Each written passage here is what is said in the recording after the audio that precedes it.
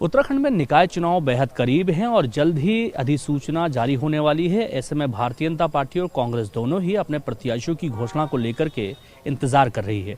Bharatiya Janata party जल्द ही अपने प्रत्याशियों की घोषणा कर देगी क्योंकि उनकी रायशुमारी पूरी हो चुकी है और जो प्रत्याशी हैं उनके नाम सामने आ सकते हैं। हमारे साथ बात करने के लिए प्रदेश प्रवक्ता हनी पाठक हैं। जानते हैं इनसे कि पार्टी क्या तैयारी कर रही है। मैडम, क्या तैयारी है पार्टी की और क्या लगता है कब तक आप लोग घोषणा कर देंगे? देखिए, भारतीय जनता पार्टी संगठनात्मक पार्टी है, कार्यकर्ताओं की पार्टी, और हम लोग लगातार कहा जा सकता है कि भारतीय जनता पार्टी 24/7 किसी भी प्रकार के चुनाव में लगी रहती है, क्योंकि कार्यकर्ता हमारे जनता के बीच उठते बैठते हैं, न कि सिर्फ कार्यालय के ही चक्कर लगाते रहते हैं। तो भारतीय जनता पार्टी में भी हर वार्ड में, हर जगह, हर जिले में उत्तराखंड के पर्यवेक्षक तैनात किए गए हैं। सभी पर्यवेक्षक वहां पर जा रहे हैं और हम सबसे अच्छी बात है कि हमारे कार्यकर्ताओं की रायशुमारी ली जा रही है कि कार्यकर्ता की पसंद क्या रहेगी, कार्यकर्ता किस प्रकार के अपने नेता चाहता है, वार्ड में क्या लोकप्रियता है।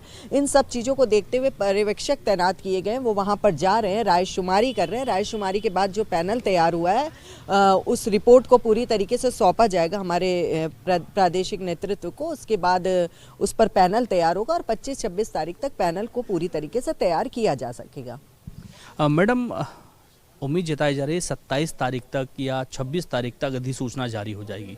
तो अधिसूचना जारी होने के बाद कितना समय लगेगा आपको अपने प्रत्याशियों की घोषणा करने में? क्योंकि 11 के लगभग निगम हैं, फिर कई नगर पालिकाएँ हैं, नगर पंचायतें हैं। ऐसे में घोषणा करने में अगर देर होती तो हमने देखा है पिछले कई चुनावों में कि नामों की घोषणा अगर देर से होती है तो चुनाव काफ़ी फंस सा जाता है। तो इस बार क्या तैयारी है पार्टी की? देखिए, पार्टी की तैयारी हमारी पूरी तरीके से हो चुकी है। जिस प्रकार से अभी आपने देखा होगा, रायशुमारी का दौर कल जाकर ख़त्म हो चुका है।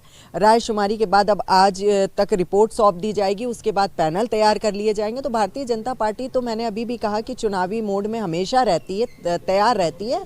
तो हमारे तो सभी कार्य पूरी तरीके से प्रारूप हो चुके हैं, धरातल पर दिख रहे हैं। तो निश्चित तौर पर हमारा पैनल पूरी तरीके से तैयार हो जाएगा। तो हम लोग पूरे तरीके से रेडी है, क्योंकि जनता जनार्दन ही मुख्य है हमारे लिए।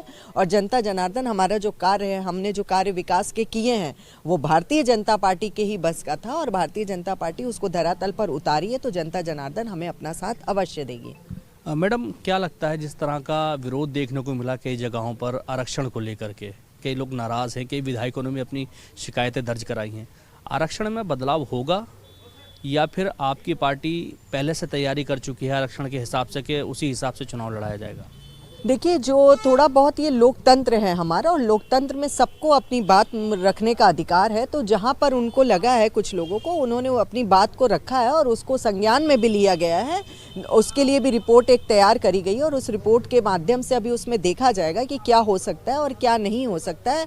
और जहाँ तक बात है कि उस पर क्या रहेगा या नाराज़गी रहेगी, तो इस तरीके की कोई भी बात नहीं रहेगी, क्योंकि भारतीय जनता पार्टी का प्रत्याशी हमेशा से ही कमल का फूल मान के पूरा संगठन उसमें कार्य करता है, हमारे कार्यकर्ता उस पर कार्य करते हैं। तो इस तरीके की कोई भी समस्या हमें देखने को नहीं मिलेगी।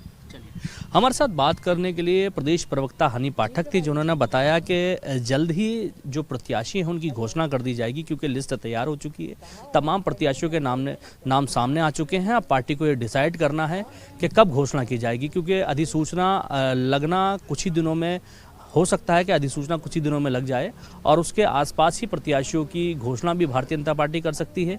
अब देखना ये होगा कि भारतीय जनता पार्टी जब प्रत्याशियों की घोषणा करती है तो क्या उसके बाद कांग्रेस कोई स्टेप उठाएगी या उससे पहले अपने प्रत्याशियों की घोषणा करेगी।